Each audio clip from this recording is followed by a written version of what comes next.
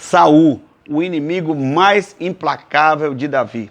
Shalom, querido seguidor do nosso canal, Na Pegada de Yeshua. Esse é o estudo número 4 da nossa série 7 Inimigos, 7 Vitórias, sobre a vida de Davi. Esse personagem que tem a biografia maior de toda a Bíblia, que é mais comentado sobre a sua vida. Então, a palavra de Deus quer nos ensinar sobre esse personagem tão interessante.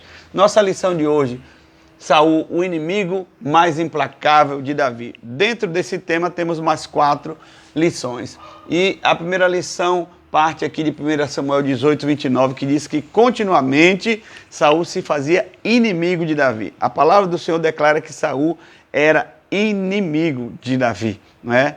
Então nós vamos ver como foi que desencadeou essa inimizade.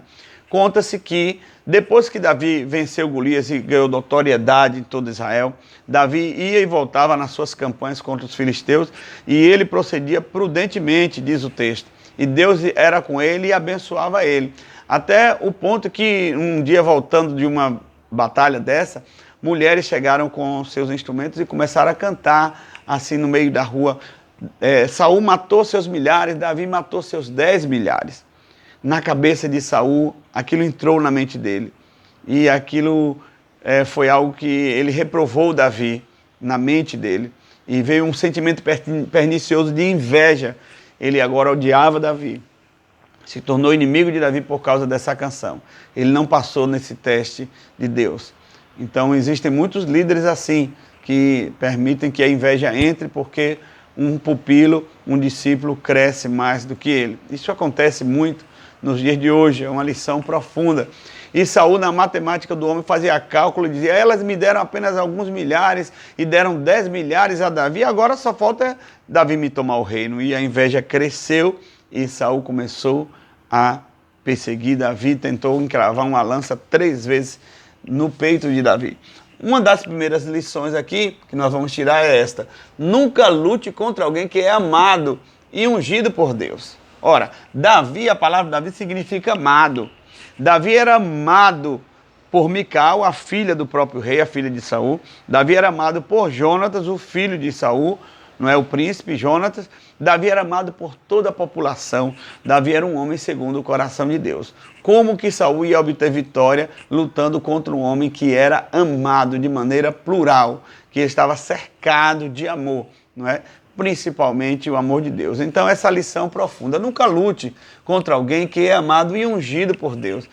O Senhor tinha tirado a unção de Saul e o Senhor colocou uma unção nova em Davi. Davi era o homem que Deus ia usar, né? E quando Saul percebeu isso, Saul começou a temer e afastou Davi, colocou Davi como comandante de 1000 e tentou afastar Davi e percebeu que ele não tinha autorização diante de Deus para matar Davi.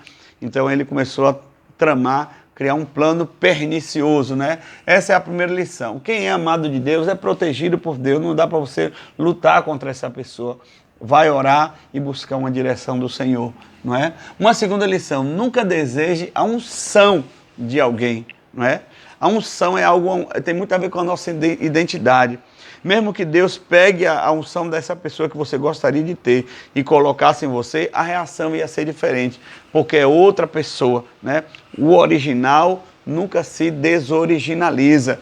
Quando Deus fez aquele milagre do azeite na botija, não dava para terceirizar a botija. O milagre sempre saía da mesma botija. Iam chegando vasilhas para ali e para debaixo. Mas não dava para sair o azeite da primeira botija original e pegar a segunda e derramar a multiplicação em outro. Não, não é assim que Deus trabalha. Então, você pode até receber um legado, uma unção de outra pessoa, mas nunca vai ser igual a reação, porque você é outro ser humano.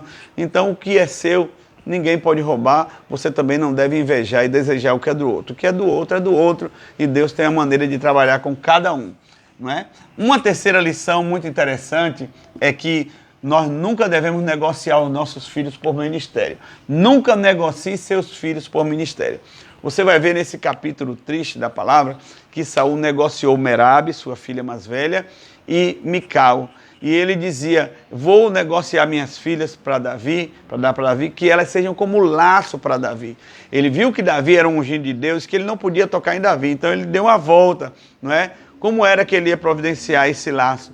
não é? Ele ofereceu suas filhas para que Davi viesse ser genro dele. Davi pleiteou e disse, eu nunca posso, porque eu sou de uma família pobre. Saul disse, eu não faço caso disso, mas você tem que me trazer 100 prepúcios de filisteus. Imagine que ele queria que para que ele entregasse a mão de Merabe, que era mais velho, ou de Mical para Davi, primeiro Davi tinha que trazer 100 prepúcios dos gigantes, não é? Dos filisteus, no caso ali, que poderiam ser gigantes ou não, não é? Mas era uma missão muito difícil. Saul pensava, eu não posso matar Davi, mas que ele seja morto em batalha, que quem mate ele são os filisteus. Mas, só que antes do prazo, diz a palavra, Davi tomou força na presença do Senhor e teve êxito e trouxe não 100, mas 200 prepúcios de filisteus. O prepúcio é uma parte peniana que mostra, que garante que o inimigo foi subjugado. Então, trazendo essa parte peniana dos filisteus, ele estava mostrando que subjugou, que venceu os filisteus. Pois Davi não trouxe 100, mas 200, porque Deus era com Davi. Porém, fica uma lição muito tremenda aqui, de muitos líderes e pastores que ganharam muitas almas, e as igrejas estão cheias, mas perderam seus filhos para a droga, para o lesbianismo, para o homossexualismo. Então nós vemos que não podemos abrir mão deste princípio que Saul abriu mão. Saul negociou Merabe, Saul negociou Mical pelo seu reinado, para não perder o reinado. Você, líder, pastor, não negocie seus filhos por ministério.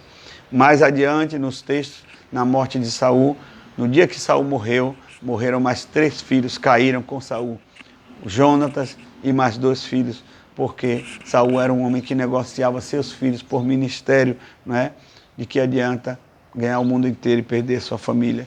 Então o Senhor nos chama para o altar individual, eu e Deus, e para o altar familiar, eu e minha família. E em terceiro lugar, para o altar coletivo, eu e a igreja. Então Saul queimou essa etapa e pagou um preço alto. E por último, a última lição, existem inimigos que não vencemos com lança, mas sim com aliança, né?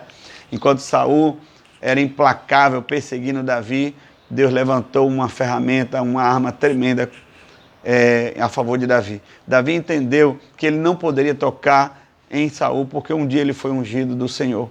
E Davi teve oportunidades, muitas oportunidades de matar Saul, e Davi não o fez porque temeu ao Senhor. Então Deus levantou Jonatas, não é? Saul significa desejado, aquele rei pedido pelo homem. Davi significa amado. E Jonatas significa presente de Deus, dádiva de Deus. Deus deu Jonatas, o filho do próprio rei, de presente para Davi. De maneira que Jonatas era o rei imediato, mas abriu mão para que Davi pudesse reinar. E quanto mais Saul perseguia Davi, mais Jonatas fazia alianças com Davi. A palavra do Senhor registra lindamente pelo menos 3 alianças que Jonatas fez com Davi. Quem é Jonatas? É um arquétipo de Jesus, meus irmãos, que sendo príncipe da paz, pronto para reinar, abriu mão para que nós pudéssemos reinar em vida, como diz Romanos 5,17. Então a figura de Jonatas é a figura de Jesus, não é? Que é por nós, que intercede por nós, que faz aliança com nós, porque nosso Deus e o Senhor Jesus, e Yeshua HaMashiach, é um Deus de aliança, e o próprio Jesus é chamado a raiz de Davi. Que o Senhor possa te abençoar e que você possa praticar essas lições. Shalom. Sim, não deixe de dar o seu like, ativar o sino, de se inscrever, compartilhe esse link, edifique alguém com essa ministração. Deus te abençoe.